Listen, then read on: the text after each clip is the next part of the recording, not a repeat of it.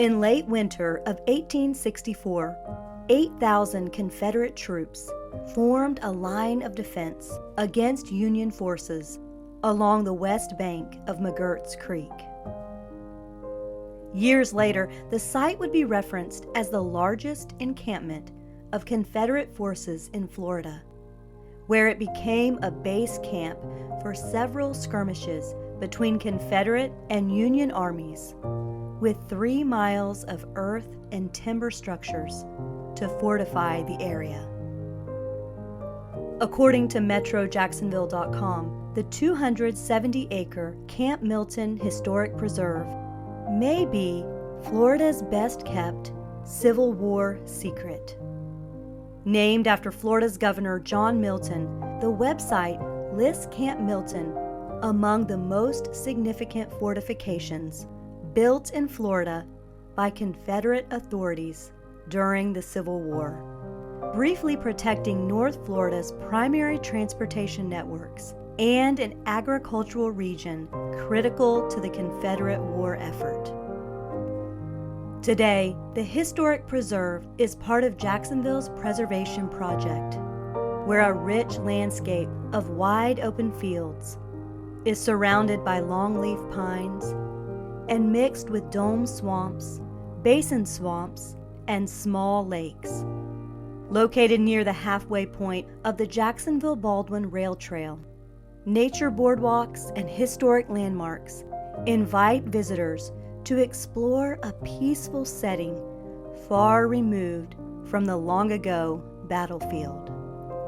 These days, it's idyllic and welcoming, even home to the original cracker cabin from the Harvey homestead, when a man named John Harvey built a home and farmed the land on the Camp Milton site in 1884.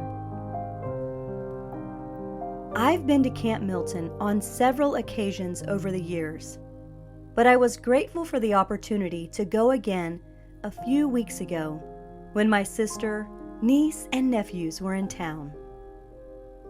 On a beautiful Thursday afternoon of rare golden sunshine during our rainy season, we wanted a place for some of the cousins to enjoy time together while experiencing a beautiful breath of fresh air. And the historic park didn't disappoint.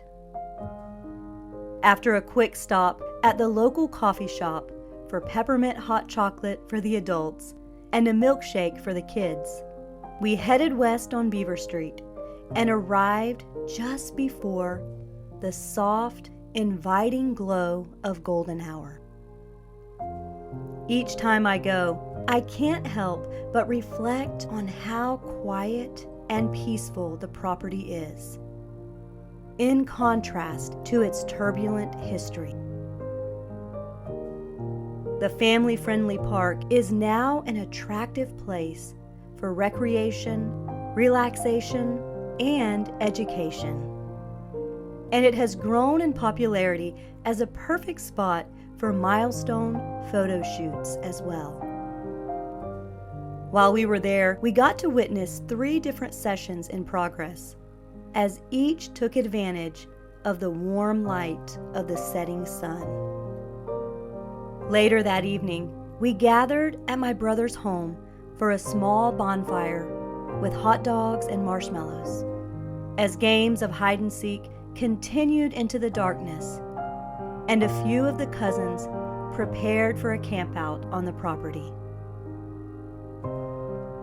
It always fascinates me to think about what kind of history has taken place on the ground beneath our feet. Like Camp Milton, some of it is marked and recorded for future generations. And often there is a distinct difference between how things were and how they are in the present. But for the most part, we don't know all the joy that has been experienced, or all the battles that have been fought by those who have gone before us. I don't like to think about war, and I don't really like to hear about war either. But I know some battles are necessary. Ultimately, though, we can never truly win in the flesh. Victory will only come when we rest in the words of 2 Corinthians 10:4. The weapons of our warfare are not carnal, but mighty through God to the pulling down of strongholds.